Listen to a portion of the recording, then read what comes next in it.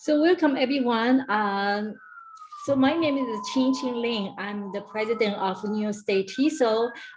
Here you are joining us for the next TESOL webinar series dedicated to exploring issues related to diversity, criticality, and multimodality. And next TESOL hosts webinar all year round. So we are honored to have invited Dr. Andrea Honigsfeld and Dr. Maria Koch. So our annual conference will take place on November 3 and 4. The deadline has been extended to April 15. So this is the second deadline. So there won't be any extension after this. So please make sure that you don't miss the deadline. So Dr. Andrea Honigsfeld and Dr. Maria Dover really need no introduction, but I'm still going to go ahead anyway. So their title today is collaborative planning for academic language for all. And Dr. Andrea Honigsfeld and Dr. Maria Dover are professor at Malloy College, and they are nationally recognized author and consultant whose work focuses on teacher collaboration, integrated approaches to ELL, MLL education, equity, and social justice. So, so I have their most recently published book here on my desk. This is my go-to book for inspiration, for strategy, for guidance. So I'm so looking forward to the latest topic they want to share with us. So Dr. Honigsfeld and Dr. Dove, the floor is yours. Thank you so much for that very warm welcome and for giving us this opportunity to share what we're so passionate about. And we welcome everyone. We will be continuing to let people into the room as you arrive, and we hope you enjoy our presentation today.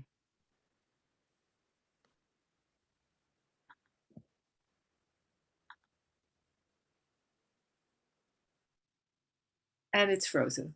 There we go. Oh, it's just a little sluggish. Maybe a lot of people are online right now.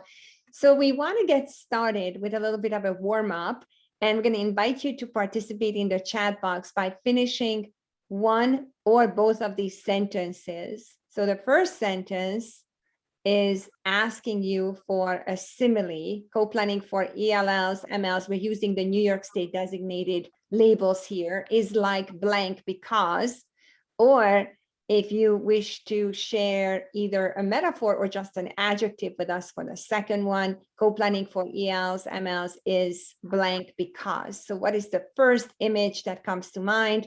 Yeah, you could offer us a simile or an adjective.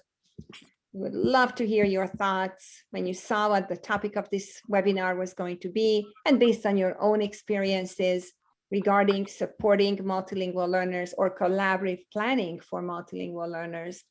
Let's see if you already had your second cup of coffee or an afternoon cup of tea and you're feeling very poetic. We're looking for your similes, maybe metaphors even, or just an adjective. All right, thank you, Sherry, for starting us off. Is meal planning because everything is better when coordinated and many people can be involved. Love that. Kate says playing tag because it is hard to meet with peers for planning. All right, a lot of tag teaming going on. Maybe a couple of more of you want to share, or maybe we'll have lots of answers coming in at the same time in the chat box, which is fine. If you just want to take it in and relax and reflect on this topic quietly, that will be quite all right as well.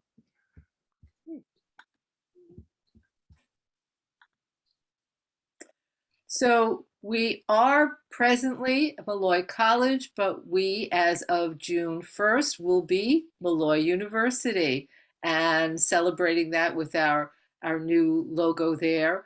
Malloy is in Long Island, is on Long Island, as we say, in Nassau County. and it offers a great deal of, a great many TESOL teacher education programs, both graduate degrees as well as individual pathways. And we also have our last year of our CRITI program coming up in the fall. So.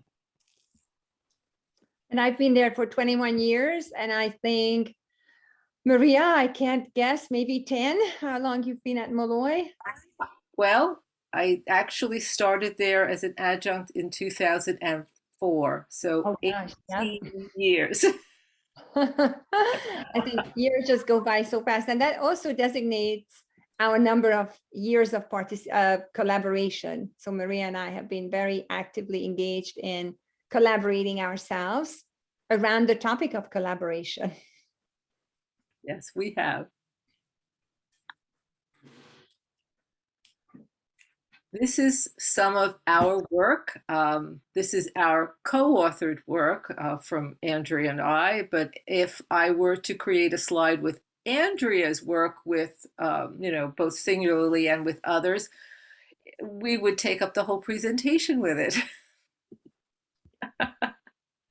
But this is our life's work, at least my life's work, with Andrea, focusing on the needs of English learners and how teachers can best support the language and literacy development of these special students. Absolutely. And the common theme in just about all of our publications, as well as in today's presentation, is that the work is too complex and too complicated for anybody to ever be able to do it alone. So we need each other. We need to support each other as we're supporting our multilingual learners. And much of our presentation is based on our co-planning book, which just came out last year. And we're very excited to present much of the basics for that book with you today. Well, we want to get to know you a little bit, even though there are so many familiar names and faces on this call. And we're going to play a game. It's the 2 Ps introduction. So in the chat box, if you could please share with us your position and your passion. So Maria, what would you put in? What is your current position professionally? And what is your okay. I'm currently a professor at Molloy, soon to be University, in the School of Education and Human Services. And now, is it a professional passion or a personal passion? Your choice, whatever you want to do. Sometimes it overlaps. Sometimes it does, but my personal passion right now happens to be jigsaw puzzles that I put together with my granddaughter. Love it. I am an associate dean and director of a doctoral program focusing on social justice and equity. And my personal passion is listening to Audible books. Every time I travel, hop in the car, immediately I need to turn on my Audible and just listen, because there's so many amazing books out there. So let's see if any answers came into the chat box. Thank you, Courtney and Sherry, for starting us off. Just your professional positions, your passions. All right, so a lot of you have overlapping passions with your professions, which is wonderful.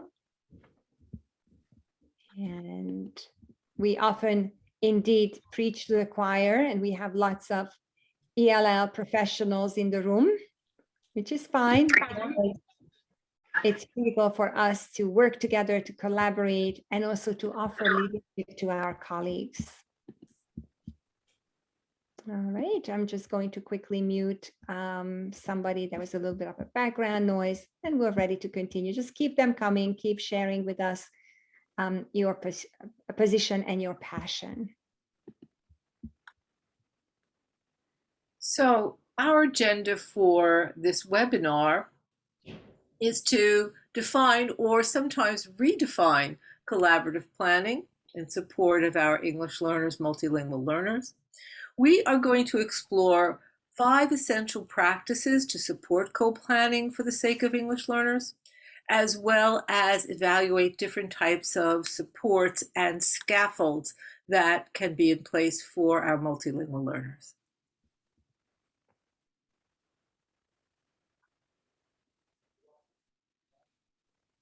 And we often like to include interactive participatory activities into our presentations. So we're going to ask you to try out this answer garden with us. So you could just hold up your phone and take a picture of that QR code, and the answer garden is going to pop up right away. Let me see, I'm trying this out with you.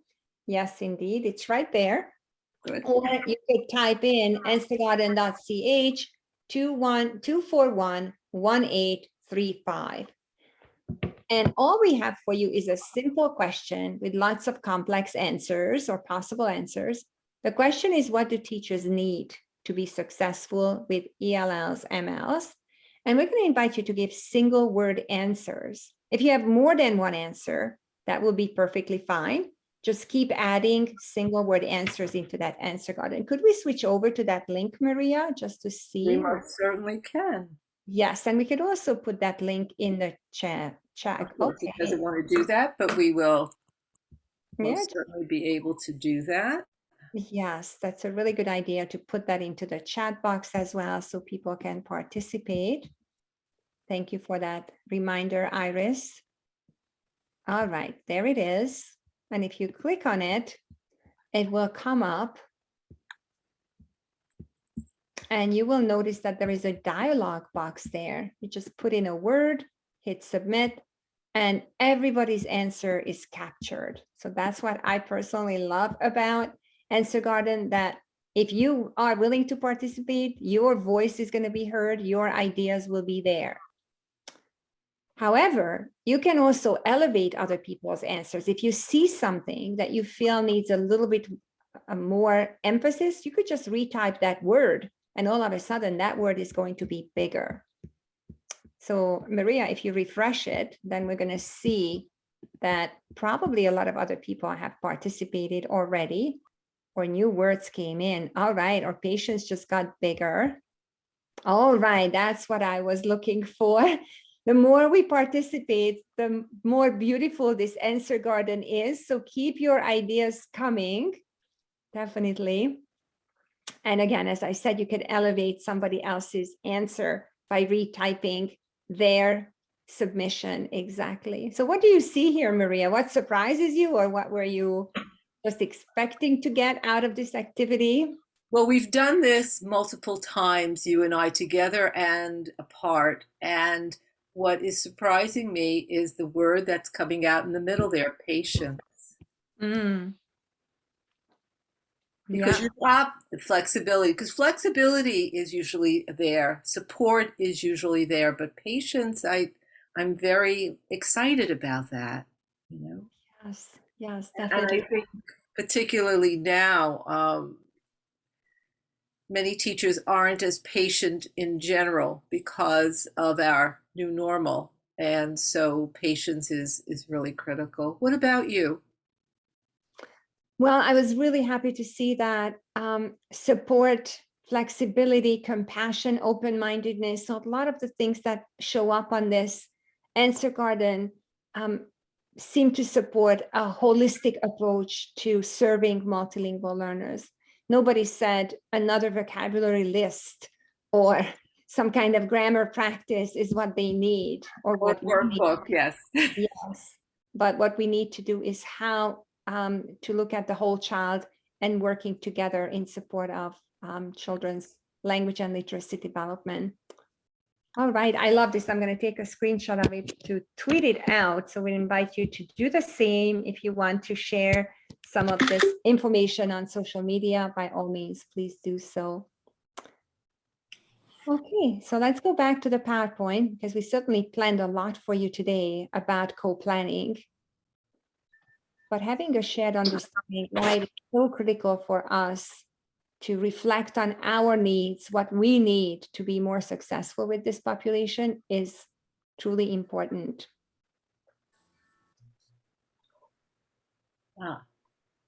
And here is an example of a previous response that we received from one of our workshops. You can see that patience is not on this particular answer garden. But many others are.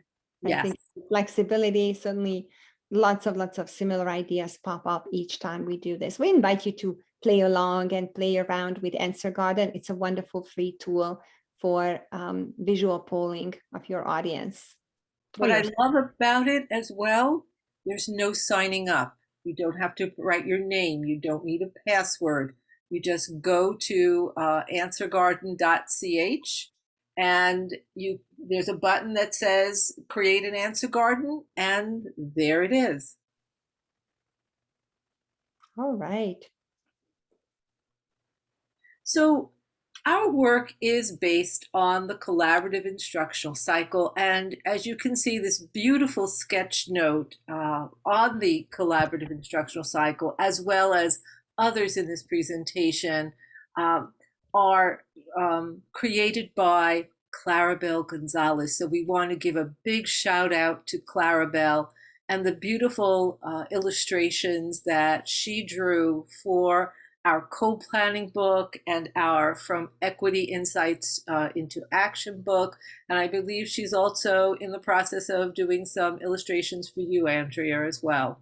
Yeah, so Claribel, I don't know if she's here, but she's definitely going to watch this webinar because she told us that she would, is an ENL educator in Buffalo, New York, so, and an English learner herself. So she told us that as a child, she caught herself doodling a lot and being able to process difficult complex information through drawing images. And her talent just shines through all the pages of our books, where we invited her to start collaborating with us and sharing her brilliance, her insights, and her artistic talents as well. So you'll see a lot of her illustrations coming up in this presentation. So the collaborative instructional cycle is important because we like to share that, our work, a lot of our work is on co-teaching, but we like to say that you don't need to co-teach in order to co-plan or collaboratively plan. So we want to emphasize that in this conversation we're having with you today, that this cycle, collaborative planning, instructional delivery, collaborative assessment of student learning, and reflection on action and inaction, are really a framework for success for English learners. But again, co-teaching does not have to be involved. However, if you co-teach, you can't co-teach without co-planning. So that's why collaborative planning is for everyone, whether you co-teach or not, in order to support this population better, with more intention and more consistency.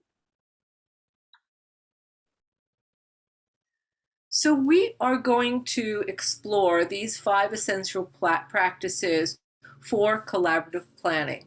We're going to touch on the idea of curriculum, but not just the mapping and alignment of the existing curriculum. We want to talk a little bit about curriculum development specifically geared for our multilingual learner population. We want to also explore data-informed planning, how gathering data on your students is so essential for planning practices to be successful, as well as allows us to make those evidence-based decisions that are important. Then we have our co-planning, frameworks, routines, and protocols. We know that successful teaching teams have routines in place for co-planning, be it their instructional routines in the classroom or their actual routines for co-planning together. We're going to touch on that today, as well as planning for integrated language and literacy development, because we really want to talk about how we integrate instruction. And it's so essential to have language and content integrated in New York State in particular into our integrated ENL programs, as well as when we are considering how we stay really adhere to that collaborative instructional cycle. As well as, last but not least, and this is groundbreaking, so we're very excited to share with you the multidimensional scaffolding that was written about in this particular co-planning book. I think we have introduced a lot of different ideas, hopefully a lot of them affirming your thinking, maybe some of them challenging your thinking. So we wanted to put you into some breakout rooms just for a few minutes for you to get to know each other. And just the first idea that comes to mind based on this introduction, what collaborative planning means to you. How do you use maybe one or more of these 5 essential practices? If you just want to quickly look at the glance at the screen, is there something here that immediately speaks to you, something that affirms or challenges your thinking, or just anything else that you wish to share about collaborative planning with each other? I'm going to create 4 breakout rooms. There will be about 5 participants, so hopefully everybody can make it into the breakout rooms. We're not recording the breakout rooms, so we hope that you feel comfortable, and you will have about 3 or 4 minutes, 3 minutes, and then the bonus 60 seconds before we rejoin here in the main room. Okay, so please accept the invitation and rejoin us when the breakout rooms close. Okay, so lack of common planning time. Tips for co-planning when time is limited. Oh, we're going to definitely get there, Janet. I think you're about 20 slides ahead of us. So, well, we're going there. Group 4 had no discussion. When you were just hanging out with each other. Okay, using some shared documents. Create a data sharing space. So how to make sure that evidence of student learning is going to inform your co-planning. Love that. Okay, and Sherry, I know you have to leave. Your lunch break is over, but you can catch the recording later. Thank you for being here for a short period of time. All right, so let's continue. We're going to dig deeper into these 5 practices, but what are we going to do with this blob tree, Maria? Well, when we think about the 5 practices, you know, the curriculum development, data-informed planning, having a routine for co-planning, making sure that we're integrating language and literacy development with content, and paying attention to a multidimensional scaffolding. Where are we on this blob tree? How successful are we with these type of practices? And so where do you see yourself on this blob tree? So we're going to try this. There is an annotate tool on the bar. And if you click on that annotate tool, there is a check on top of the word stamp. If you click on that, you'll find a star that you can place somewhere on the blob tree. So I just made that little star there. So let's see, who are you on this blob tree when it comes to successful co-planning practices?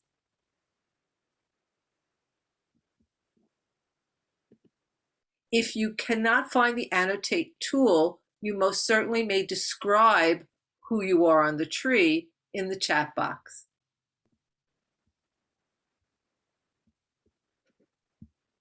Or again, just simply quietly reflect on this and look around. This comes to us from Pip Wilson, a British psychologist who produced a whole range of these blob images, a blob bridge, blob playground, blob classroom, lots of blobs. So Lauren says it depends on the day. Absolutely. And somebody just circled this blob, happily swinging back and forth. So there are some that are not so happily swinging on that tree. Okay, any other reactions to this? Where are you, Maria? Where am I when it comes to co-planning? Well, I think I'm here with 2 stars. Yeah, you could put, I can't annotate for some reason, but I'm really glad that you can annotate for me, because that's me sitting with you on that branch. Yes, so that's a good one for us. And we see a few other answers coming in. Quite a few of you are the ones who are boosting each other up, who are supporting others to go up on that tree. And Fred says, you are the guy on the ledge. We hope that you're not ready to jump, but you're on that ledge, just taking it all in. But often what we find is that L services are an afterthought or an attachment to the tree, which is the whole system. So how do you find the annotation tool? I'm not sure how to do that right now. It's not showing up on mine, but Maria, it showed up on yours, and lots of people are using it. So I'm glad that it's working for you. Sometimes it's on the bar, and sometimes it is on the indicator that says more, and then you click on more, and it might be in that piece of the tool. So the Blob Tree is actually copyrighted, and we have purchased the right to use in our workshops. So what we're going to ask you to do is just Google the Blob Tree image on your own and see how you would be able to also use this tool in your own work. But it's very easy, blobtree.com. So you could find that. All right, so thank you so much again for playing along and working with us, figuring out where you are on this Blob Tree. And Fred is saying that you're concerned about people who are pushing you off. Well, don't we know about that? That's really a concern when there is maybe limited collaboration happening or limited inclusive approaches to serving multilingual learners. Okay, so I think we're gonna stop annotating. Okay, I'm going to Okay, clear thank you. everything all of a sudden. Okay. Yes, we do have to clear everything because those annotations carry on to the next slide if we don't clear them. Okay, so thank you so much. So we promised that we're going to jump right into these various dimensions or essential practices of collaborative planning. So Maria, introduce us to your work, because this is primarily your contributions to our collaborative publications. How and what should we be doing related to a collaborative approach to curriculum development, mapping, and alignment? A lot of this came about from my sabbatical research. When I started to examine curriculum that was developed for our integrated ENL programs. And I reached a lot of roadblocks with that particular research project. People were very tight-lipped. They didn't really want to talk about it. And I started investigating more and more how to go about really developing and making sure that curriculum was not only the general education curriculum, but also curriculum that was geared specifically for English learners. So we came across this work. This is really inspired by Bunch and Waukkee's work about curriculum essentials for English learners, multilingual learners. And it's based on 4 ideas. First is the idea of teacher clarity. And so important for teachers to not only identify for students what they're supposed to be learning, the learning intentions, but how to go about getting there, how to go about actually learning what they're supposed to be learning. Next is an asset-based approach. So the idea here is to make sure that students are able to achieve equity, and that equity is valued by all educators. In order to do that, we have to make certain that our English learners are valued for what they bring to the classroom. So recognizing that is essential. The next point is one that I find very important, the idea of discrete versus integrated instruction. In many yesteryears when I started teaching ESL, when it was called ESL in New York State. We were taught how to teach discrete language skills, separate language skills, grammar drills, phonics skills, all of those lovely skills that students definitely need. But we know now for sure that an integrated instructional approach, making sure that these skills are connected to authentic reading and writing opportunities, are very important. So we have to focus the curriculum not for English learners with these discrete skills. We have to make sure that it's connected to a greater part of the general education learning, as well as culturally responsive teaching. We look to New York State for the ideas of culturally responsive teaching, and they include a warm, welcoming environment for students. They include the idea of an inclusive curriculum that really encourages students to almost be co-creators of the curriculum. So the students need to see themselves in the curriculum, that there are high expectations and rigorous instruction for our multilingual learners, as well as there is ongoing professional learning for our faculty and staff.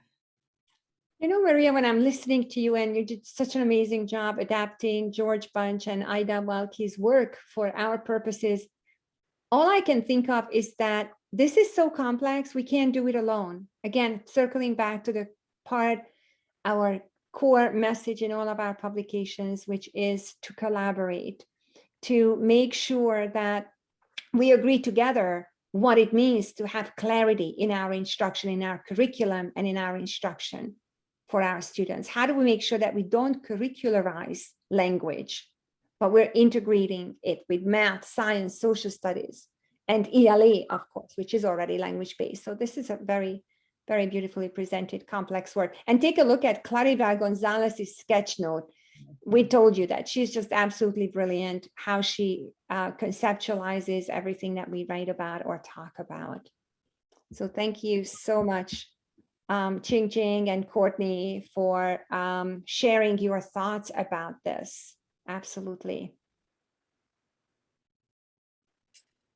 And we draw more work, and from this is actually from Slater and Carmona's work, their publication on unstandardized curriculum, and they ask 4 questions about curriculum, and we adapted these for our purposes, working with English learners, multilingual learners.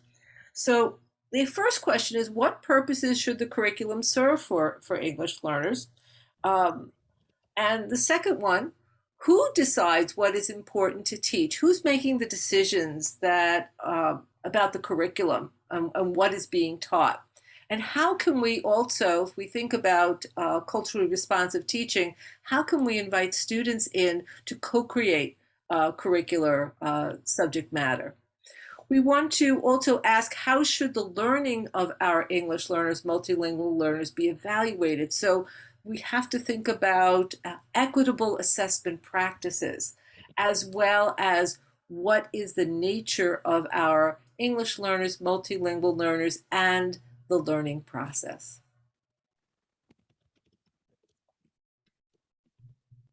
We're actually practicing a co-teaching model that I just named One Teach, One Chat.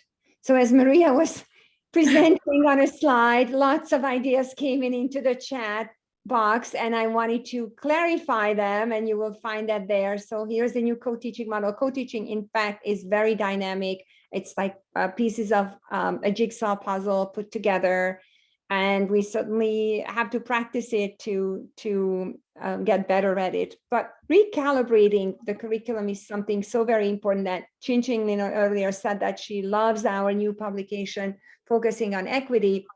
And in that book, we talk about this a lot because it is critical for our students to see themselves in the curriculum, be recognized for their cultural, for their societal contributions as a particular group of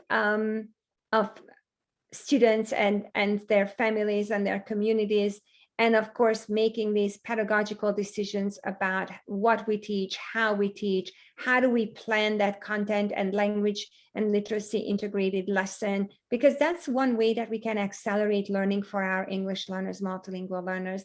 We can accelerate learning beyond a certain point. We can certainly be very intentional about how we're going to enhance clarity with our clear goals and objectives, and how we're going to be making sure that our assessment practices are fair and equitable and inspiring rather than soul crushing in our classrooms, so that we could also advocate for advocacy for our multilingual learners. So we're giving two different perspectives on working with curriculum in our two books, and we hope that some of these pieces resonate with you and you can take them with you. We also want to emphasize that I know a lot of your conversations in the breakout rooms was about the nuts and bolts of co-planning, of collaborative planning, routines and templates and all of that. But we're asking you, before you even co-plan, to consider the curriculum. Like, what is it that you really have to focus on to recalibrate the curriculum before you go about planning it?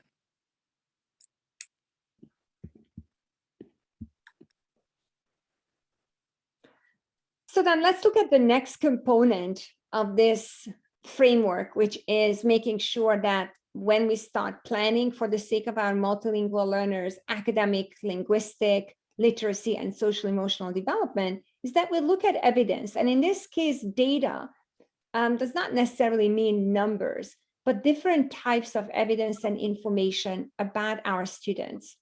We have to make sure that the evidence, the data, the information that we have is meaningful, it's accurate, it's actionable, it's something that is going to have a significant impact on our planning and our instruction. So we conceptualize the type of data sources that we can use during our planning as if we were developing a timeline. And that's what's our next slide, the past, present, and future all coming together. So in the chat box, please share with us if you can think of any other important sources of evidence when it comes to the past. The past represents what the students are bringing with them into our schools as new arrivals into the new school year. So a lot of intake data, home language surveys, any kind of initial learner portraits or profiles are included here. The present represents what we can capture in the moment, and any given moment, a snapshot, the types of ongoing formative assessments that we need to consider to make sure that our students are accurately assessed. And finally, the future, which we maybe rarely talk about when we think about assessment, is critical for our multilingual learners' learning trajectory to be considered. Some of our students will be valedictorians. They will be our future inventors and brilliant leaders. So we have to see how many of our students need an accelerated pathway for learning and being treated as gifted students who indeed can be accelerated just because they're not proficient in English yet. It does not mean that they do not have or could have full access to complex academic learning. So here the goal setting protocols or planning for future learning opportunities that the students have direct ownership of is what we're promoting. All right, so anything came into the chat box? Content knowledge is critical, absolutely. So making sure that we have data information about how the students are doing across the core content areas. Thank you so much. So we certainly recognize that standardized data, annual standardized assessments are right there as a possible data source, as well as ongoing formative assessments of our students' language, literacy, and academic development could be critical when it comes to planning. All right. I know you probably keep thinking about how complex a data-informed collaborative planning cycle could be. And again, we're just so eternally grateful for Claribel for making this complex topic a lot more accessible.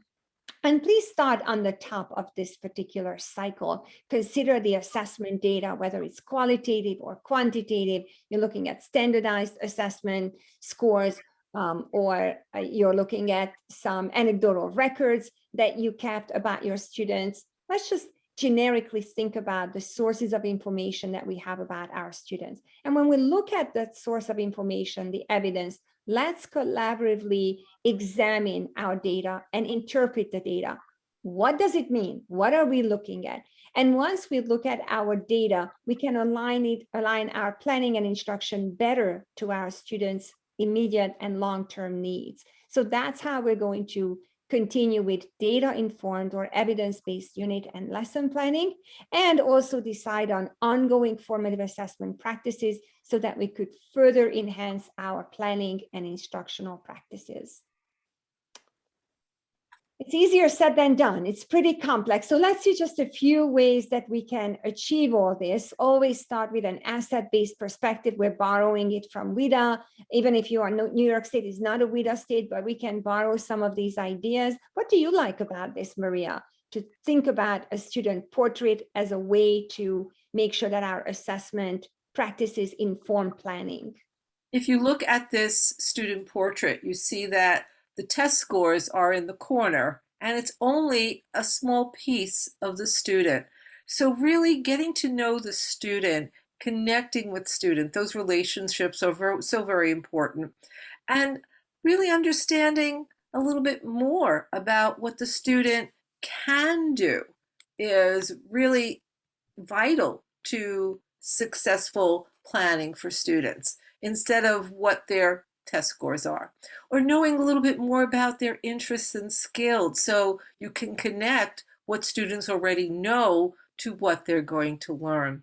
So this type of a student portrait really supports co-planning in ways that our assessments, scores, so, any type of quantitative data really cannot assess.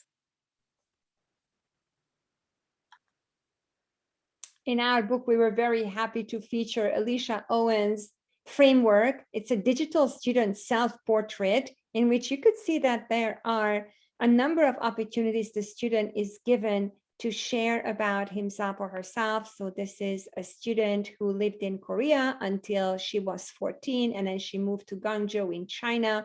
And the American International School of Guangzhou is her first international school in her whole life. So she shares about her background, her hobbies, her strengths, the classes and activities that she's engaged in inside and outside of school.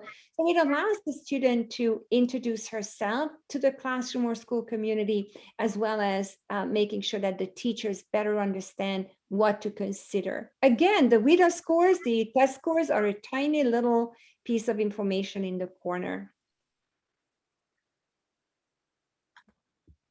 And Fred says that indeed, now we could see that the students see themselves as multidimensional. And then the students' strengths are also highlighted, Jennifer says. Absolutely. Thank you.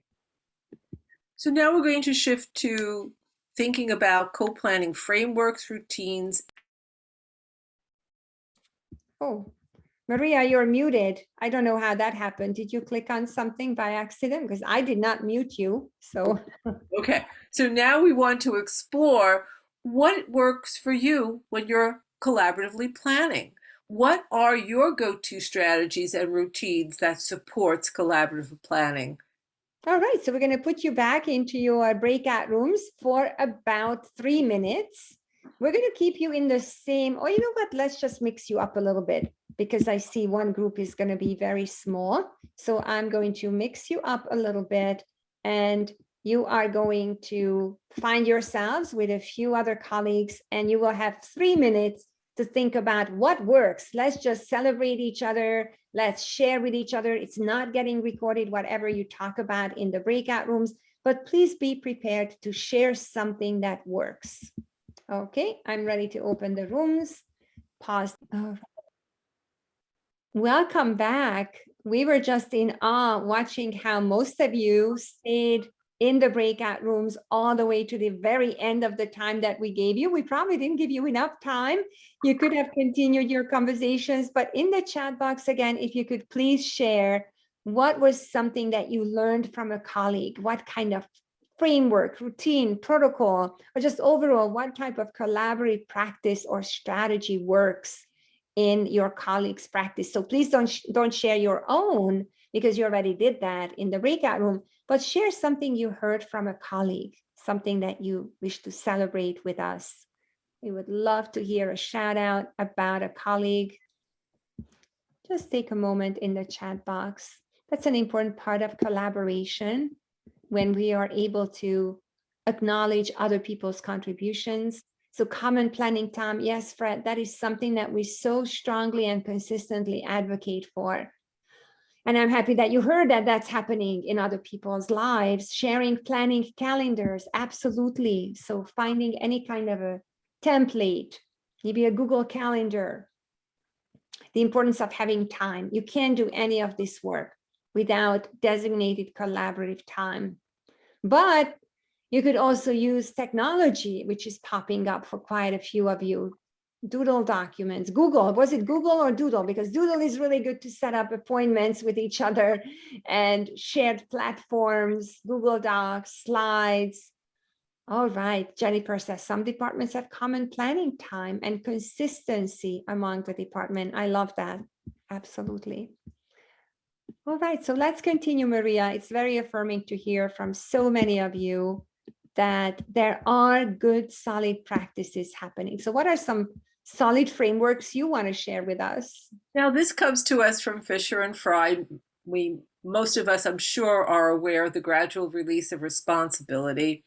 And in this presentation, and in their work back in 2008, and even moving forward to 2014, their work was presented in a very linear fashion. So you see that there is the beginning of the focused lesson, and then there's guided instruction, which can be differentiated. There's collaborative student work, and then independent work. But actually, in 2020, Fisher and Fry changed their ideas a little bit about gradual release of responsibility. And they noted that the model really isn't linear, nor is it prescriptive. So basically, you can start at any point in the model. So if you want to start, for example, with students working together in teams, and then move to some type of teacher as model, and then move to some type of student to student working together, to do some practice. And that it is really up to the teacher. But we find that using the gradual release of responsibility, all four of these elements really support the co-planning, the collaborative planning process, because you have a common language and also a common structure for instruction. So we just wanted to bring this gradual release of responsibility, what we're calling 2.0, to you. We also like you to consider that co-planning doesn't mean that you have to reinvent what you're already doing. A lot of people use universal design for learning. There are some people who use the SIOP model. All of those structures can be frameworks for co-planning to take place. I'm sorry, Maria. I was just quickly thinking about how we promised one of our participants, I hope that she's still here with us, that in about 20 slides, we're going to get to this framework of how to support co-planning when there is limited time. So do you want to offer us some insights into that, Maria? Absolutely. So we think that having a routine for actual co-planning supports the co-planning process. And there's a lot of co-planning or collaborative planning that happens when you're not with your team. There are the structure of pre-planning, co-planning, and post-planning. 2/3 of it is done independently. So you start out by pre-planning, having all of your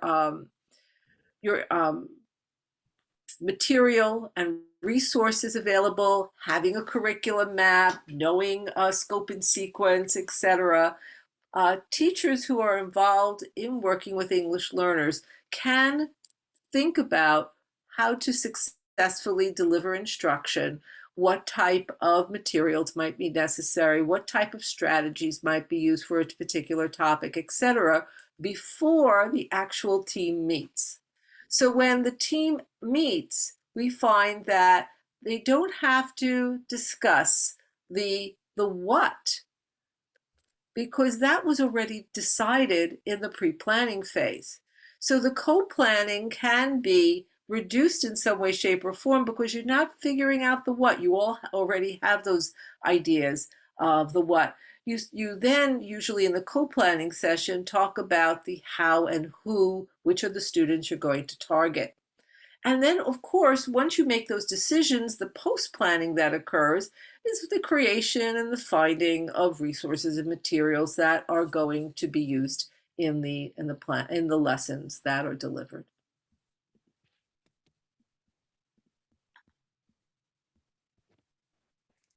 So we have Would you like to share this?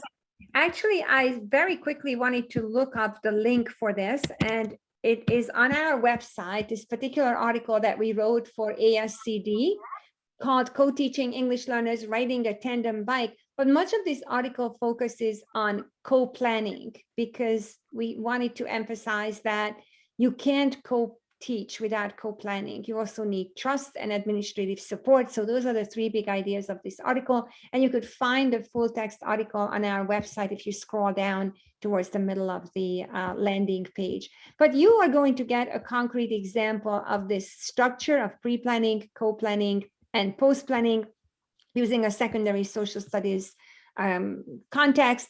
And also there's more explanation in addition to what Maria just offered on how to be intentional about supporting collaborative planning in this particular structure or routine. So far we've talked about instructional routines and structures and collaborative routines or structures, but we're ready to move on to the next feature of collaborative planning, and that is to integrate language, literacy, and content for our multilingual learners and create this multidimensional approach to planning. So you could see that we have lots of questions for you. So what does the word, the phrase, the context, the concept of integration means to you? It's of course a historically and politically loaded word or phrase. In our context, what gets integrated, who, how, when, and where, and why? So we wanted to give you quickly a 3-minute virtual turn and talk. Just think about the notion of integration. Why does it matter? It has been with us since SciUp or even before that, content and language integration, the SciUp model with content and language objectives. But taking on a fully integrated approach has become policy in New York State in 2015 when the integrated ENL policy was rolled out. So we want to give you some time. Some of you are not from New York State, but that's perfectly fine. Just share your own insights into what integration means to you. So I'm going to open all the breakout rooms again very quickly, 3 minutes. I'm going to close the rooms and then I'm going to invite you to come back to our main room here. So Nancy came back. I'm going to put you in room 1. Thank you so much for being here. And get ready to discuss what integrated approach or approaches to serving this population could mean to you. Okay, we have a few more people here with us. If you could please accept the invitation and join the breakout rooms just for 3 minutes. I think we have just about everybody who accepted the invitation.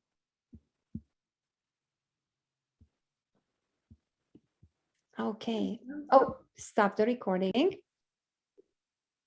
And as before, we would like to just invite you to share something in the chat box. What did you learn from a colleague? What is important to a colleague when it comes to integrating language, literacy, content, and we even like to add social emotional development for our students, which came in critical focus during COVID. It was important before COVID, of course, but we can't even think about educating our students without being mindful of their social, emotional learning as well. So, all right, so you got some tips, Janet said. All right, anybody else would like to share what you learned from your colleagues about integration? So looking at the text complexity and making it accessible, Joanna says. All right, any other ideas that you learned? Maybe some of you heard an idea that validated your practice. Teaching academic language helps all students. Thank you, Courtney. That's why we often also refer to ALLs or academic language learners and not ELLs, as we learned from Ivania Soto and Sarah Otto. A lot of people talk about academic language learners instead of English language learners. Lauren says the Okay. school district has to buy into the idea of integration. And we find that that is occurring very often, where the ENL teacher is the helper. You know, they help students learn the content instead of integrating the learning of language literacy and content. And thank you, Chin Ching Ling, for also identifying an absolutely critical dimension of integration, which is the students being fully integrated in inclusive learning environments where English learners, multilingual learners can interact with English proficient students. So it's a two-way street. Everybody benefits from that kind of cross-cultural experience. Great, thank you so much, because students do learn a lot from each other, sometimes more from each other than from us. So let's continue exploring what we can do to plan around integration. And we're borrowing this original framework that's updated now by Rita, originally presented by Jeff Swears. A three-dimensional view of language reminds us that certainly we have to consider the words or phrases that are necessary in any core content area. But if we think about those words, they will be simply bricks. So if you click one more time, yeah, there it is. So for us to build that house, we're going to need to put the bricks together. We can't just give a pile of bricks to our students, like the three little pigs had a pile of bricks. We need to work on the sentence dimension of academic language, sentence structures, sentence frames, grammatical structures, as well as build on discourse, the discourse dimension of academic language. So just a quick yes or no in the chat box. How many of you have intentionally planned around word, sentence, and discourse dimensions of academic language? We often hear from teachers that we go to the vocabulary and we focus on what words the students need. But this is a gentle reminder that we need to go beyond words and vocabulary and recognize that fluency comes from additional dimensions to academic language that are critical in our planning. So great. Fred, every class you focus on all three dimensions. That's brilliant. That's really, really important. All right. So thank you for the very affirming answers. I think we might be preaching to the choir here, Maria, which often happens, of course. Yes. All right. So for us to achieve success with planning around the complex academic and linguistic needs of our students, here is a simplified flow chart for you. So we need to engage in multidimensional instructional strategies. And when we do so, we're going to unpack what that means in a moment. We're going to enhance our students' comprehension and access to English, or if they are multilingual learners in a dual language program, maybe to other languages. And we also need to support their language use. So being on both sides, both the productive and the receptive sides, or the interpretive and expressive dimensions of language development, as Rita nowadays talks about. What learning language means, or developing competence. All right, what are we going to do with this, Maria? Well, here's the word multi. And when we think about, the multidimensional nature of teaching English learners, what are your multis? What are your multiple strategies that you use. So we, for example, we use multimodal strategies as one. As an example. So when you think about multi and scaffolding instruction for, well, not just scaffolding, just planning instruction for English learners, what multis come to mind? Let's share those in the chat box. Oh, we're getting some multilingual. Thank you, Nancy. Multicultural, absolutely. Multiple modalities. I think, Ching Ching, that's your presidential core message, right? Yes, you're seconding it right away. How to make sure that our instructional practices are multimodal, recognizing the multiple needs of our students. There's not one right way of approaching working with this population. Thank you, Jennifer, for recognizing the strengths that our students bring to the table, rather than taking a deficit or even a damaged oriented focus.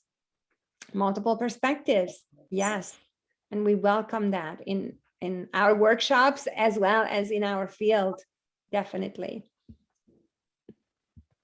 Okay. Multiple intelligences. Yeah, that's right. Thank you, Nancy. Multiple experiences, our students in and out of school experiences, lived experiences to be honored and built upon. That's right. Multi-creative, sure. Fred, that was a very creative answer, so we're going to accept your multi-creative, the creativity, multiple ways of showing your creativity. Yes, thank you.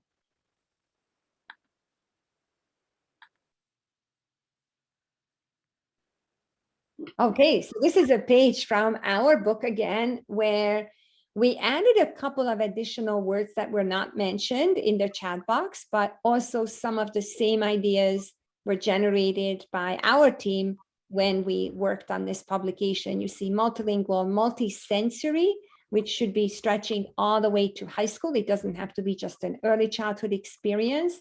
Multimodality is definitely there. Multiple entry points recognize that type of accelerated learning or back mapping and foundational skill building that some students will need. Multiple grouping strategies invite educators to plan around pair work, triad work, Kagan structures, cooperative learning structures, as well as if you co-teach, the two teachers each taking a larger group of students, and planning around both heterogeneous and homogeneous grouping practices. Multicultural, I think the more up-to-date version of that phrase would be culturally and linguistically responsive and sustaining pedagogy. But because we were looking for multi-words, we're going to capture that the essence of all the different cultural experiences to be infused in our teaching with this word. And multivocal refers to inviting all students' voices into the classroom or school community.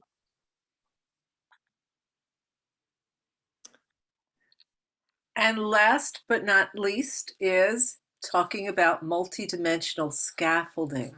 So we would like to give you an opportunity just in the chat box to identify your tried and true scaffolding strategies. You could see that Claribel captured our entire chapter in this beautiful sketch note, reminding us that scaffolding is temporary, focusing on how to do versus what to do in the classroom, and it's future oriented because we're going to help students grow.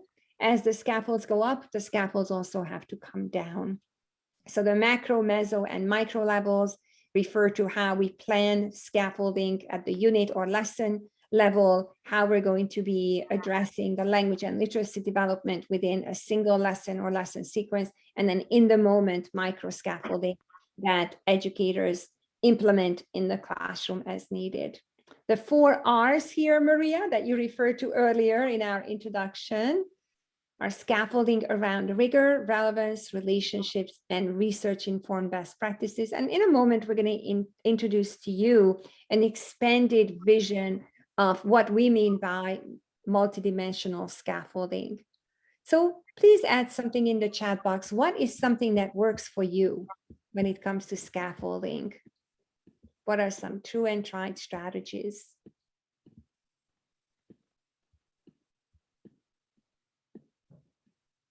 I Or think we maybe, have exhausted everyone.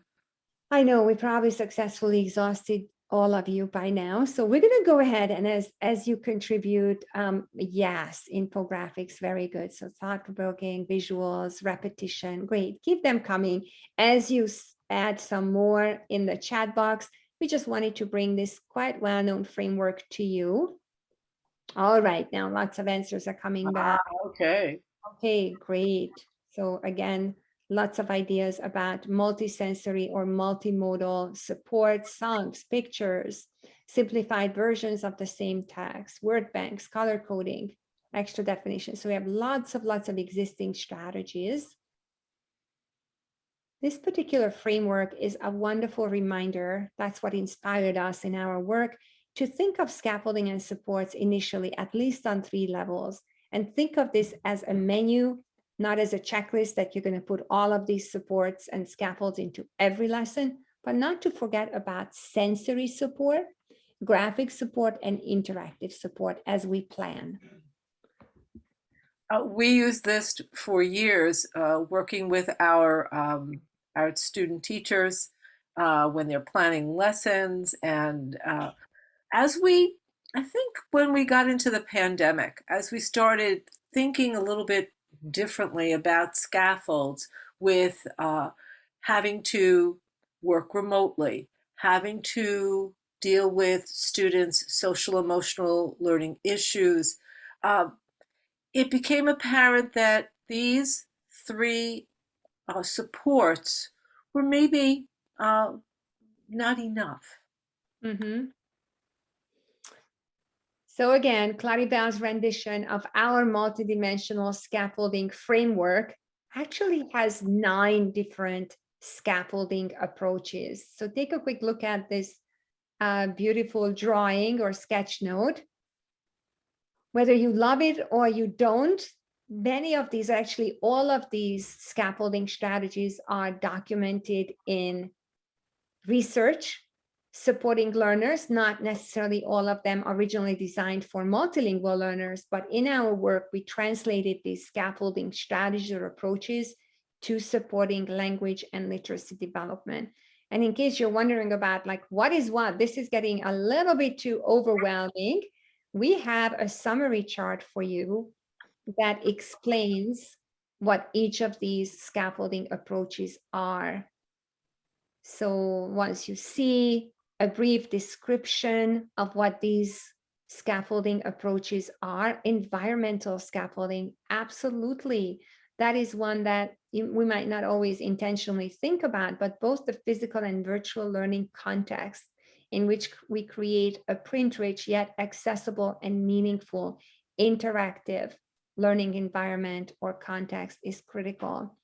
Social emotional scaffolding as a category within the scaffolding literature is also very powerful, as it's going to offer affective support and relationship building. And I think for a long time, we've known about this from Steve Krashen as we're lowering that affective filter now for 30, 40 years, but it might not have been named as a scaffolding approach in the previous literature that you might have encountered. All right, so what is your reaction? We're waiting to see in the chat box what you're thinking. Jennifer says oral language strategies. So that's really critical for the interactive or collaborative scaffolds, so that the students have rehearsal time. They can participate in communication activities, that they can complete their tasks. They're successful as they develop oracy as well as literacy.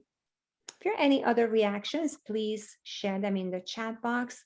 We would really like to both affirm and challenge your thinking around scaffolding, how multidimensional it is.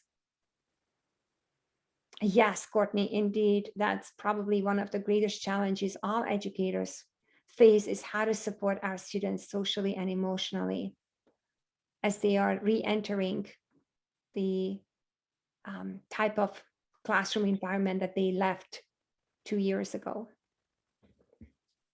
And modifications, yes, Jennifer. So modifications, adaptations to complex academic text is definitely that's something that could happen through graphic scaffolding or digital scaffolding, multimodal scaffolding. So again, thinking about how our goal is to provide access to our students. So all of these different scaffolding approaches could be called upon or integrated into our collaborative planning. All right, thank you, Fred, for highlighting multisensory scaffolding. Here are just a couple of examples. And Maria, why did you choose these? What do you like about these? What stands out for you in these examples?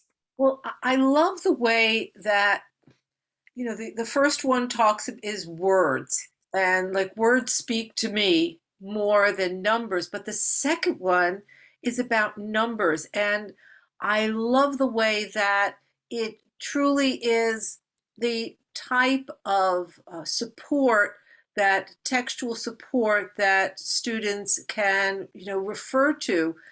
Sometimes you'll go into a classroom and it's just filled with these wonderful, you know, visual as well as the actual supports are in such a way that they are accessible for our English learners. And then the third one is one in which, you know, actually uses a drawing. So there's an illustration here about the Earth's moon. And I just think that these three are examples of what we often find in classrooms that support the learning of English learners. You know, Maria, as I'm looking at it today, and I've seen this several times, of course, in previous presentations, but it just dawned on me that the first one is that word dimension. The second one is the sentence dimension, because we have these mathematical sentences, how to use math talk and use precise academic language to talk about a particular way that we read and solve math problems. And then the third one is the discourse dimension of academic language, as the students are supported in their ways of representing visually or explaining their thinking about this science unit. You're brilliant. No, no, not me. It's all the teachers who actually created and so generously shared with us their work. So I love that analysis of this. Thank you. well, it's here is another way, I think, how Claribel Gonzalez helped us understand how collaborative or interactive scaffolds and the Kagan structures can further support multilingual learners. Kagan and Kagan did not design their cooperative structures for multilingual learners, but we can help benefit and have to benefit from the structures that they created. So for shoulder partners and face partners to engage in just a quick turn and talk, oral rehearsal, reflection, co-construction of meaning about a particular topic supports their cognitive and linguistic development. All right, so I think we want to be very mindful of how much time we have left. So when we think about the big picture, what is the big picture final parting thoughts that we want to leave for you? Actually, I wanted to jump to the Padlet, Maria, because we created something as an extension for you. There we are. So in this particular tool, a quick yes or no in the chat box if you're familiar with Padlets. It's one of our favorite tools. Great. I think lots of yes is coming up. So it's a virtual or digital bulletin board or collaboration tool.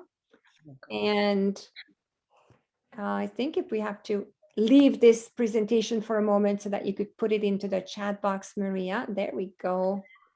Then we can all agree that learning can't stop, because we have to stop this webinar in a few minutes. And we always have more to share than what we have time for. So we're going to invite you to explore the various tools on this Padlet. Thank you, Maria, for sharing in the chat box. And you could certainly add to it as well.